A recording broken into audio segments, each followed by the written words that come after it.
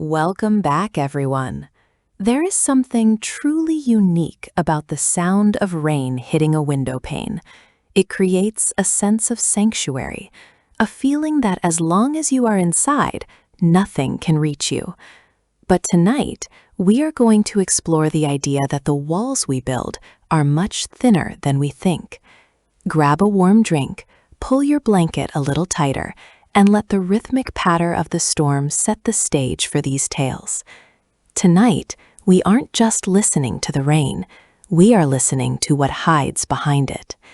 These are stories that have been shared in hushed tones, gathered from the darkest corners of the world, designed to make your blood run cold while the world outside is drenched in gray.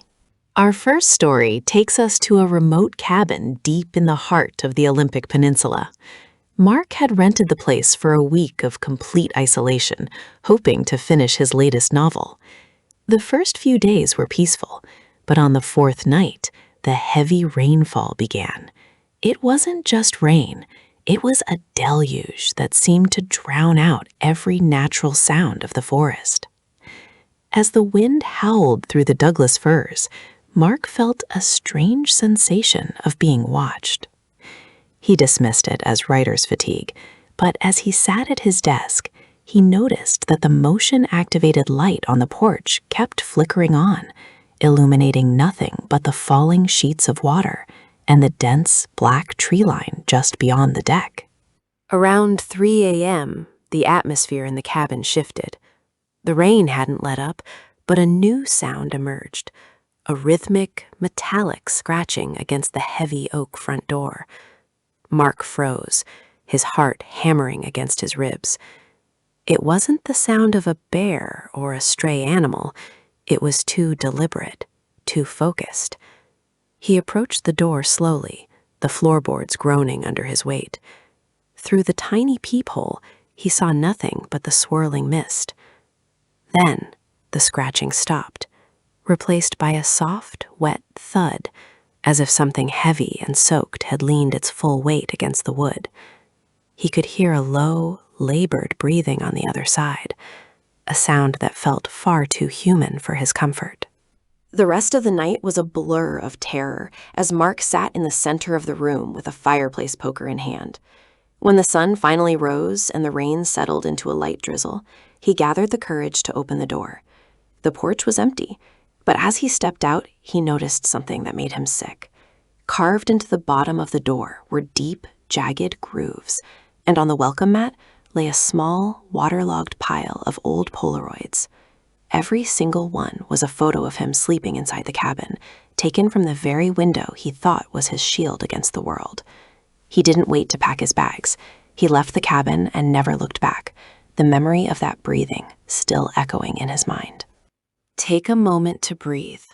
The rain is still falling, and you are safe in your room.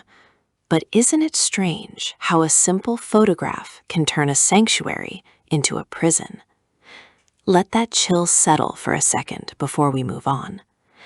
Our next tale shifts from the wilderness to the supposedly safe streets of a quiet suburban neighborhood. Sometimes the most terrifying things don't happen in the woods. They happen just a few blocks from your own home, under the flickering glow of a street lamp that has seen more than it ever tells.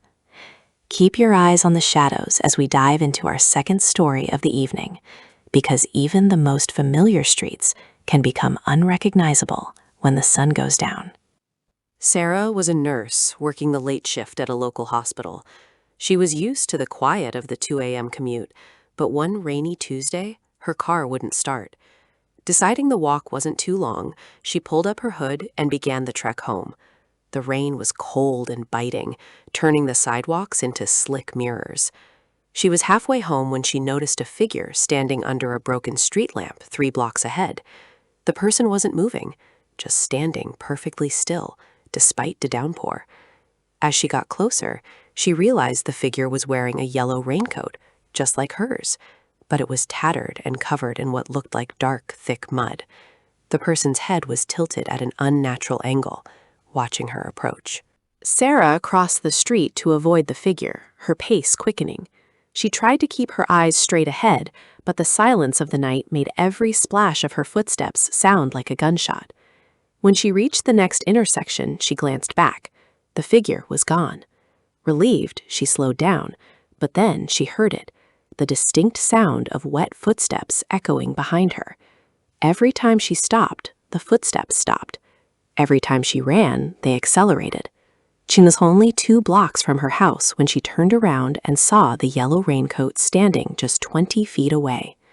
The hood was pulled low, but she could see a wide, fixed grin that didn't reach the eyes, and a hand slowly rising to point directly at her. She bolted. She didn't look back until she was through her front door and had every lock turned.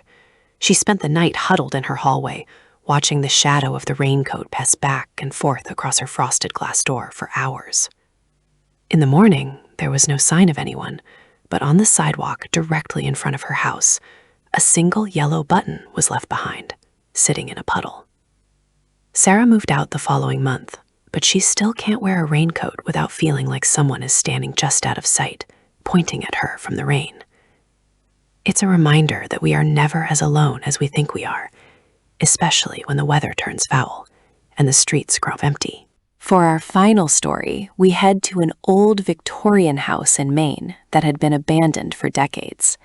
The new owners, a young couple named Elias and Clara, were excited to restore its former glory. The house was beautiful, but it had a heavy, oppressive energy. One rainy afternoon, while exploring the attic to find the source of a leak, Elias found a small, hidden door behind a stack of moth-eaten curtains. It wasn't on any of the floor plans. Inside was a cramped, windowless room filled with dozens of dusty, leather-bound journals. But these weren't diaries of the previous owners. They were detailed logs of every person who had ever walked past the house, including descriptions of what they were wearing and the exact second they looked up at the attic window. As Elias flipped through the most recent journal, his heart stopped. The handwriting was fresh, the ink barely dry. The last entry was dated for that very hour. It described him, in vivid detail, entering the attic and finding the hidden door. It even noted the color of his shirt and the fact that he was shivering from the draft. Panicked, he called out for Clara, but the only response was the sound of the rain drumming on the roof above.